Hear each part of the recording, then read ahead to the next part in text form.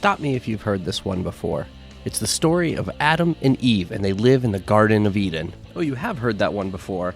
Well, how about Eve, fresh out of Eden, and armed with a living suit of armor named Smelter, exploring a dangerous new world in a desperate journey to find Adam? Yeah, I didn't think you had heard that one before. I certainly wasn't expecting it.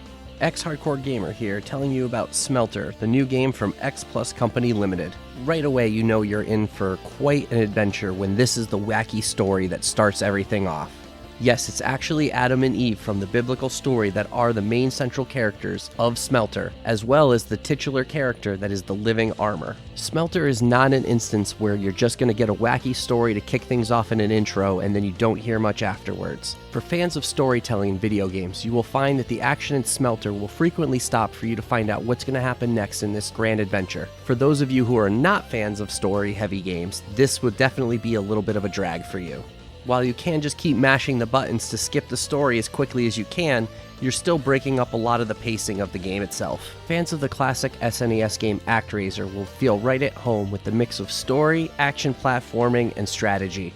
At first glance, you might think this is just another Metroidvania game, but it's actually not one at all. The action portions of Smelter are actually a very linear setup.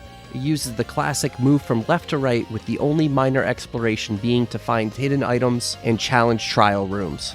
As you progress through the game, you're going to unlock new attacks and abilities that go across 3 different elements. Each element has its own unique attributes that make it good for particular situations.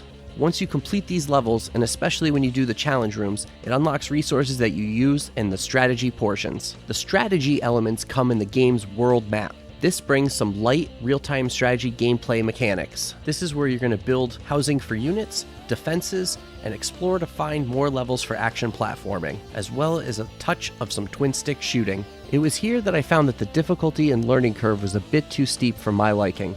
Very early on, I found myself stuck and unable to make any progress for quite some time. It's not that it's poorly done, I just feel like they could have made it a little bit easier to new players. The good news is that the developer has said that they're going to add an update later on which has an arcade mode. This will make the focus of Smelter just on the action platforming levels, which I found to be personally more fun. It is unclear how it will affect the story, but hopefully it will strip that part out to keep the pacing on track.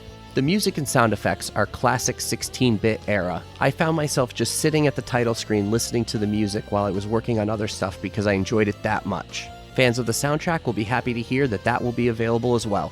Continuing with the 16-bit vibe would be the well-done and animated pixel art graphics. There's great variety and detail with all the different characters seen in the game. The only strange complaint that I have is that after a particular update during my review process, the action platforming levels had a much darker look to them than the strategy levels. This didn't really stop me from enjoying the game, but I felt it was a weird choice and maybe a bug, and hopefully will be updated in the future. Smelter was a highly enjoyable game that I feel may be a bit divisive among some fans because of the mix of action and strategy. Thankfully though, the developers are aware of that and they will make it a more pure action experience for those who enjoy that instead.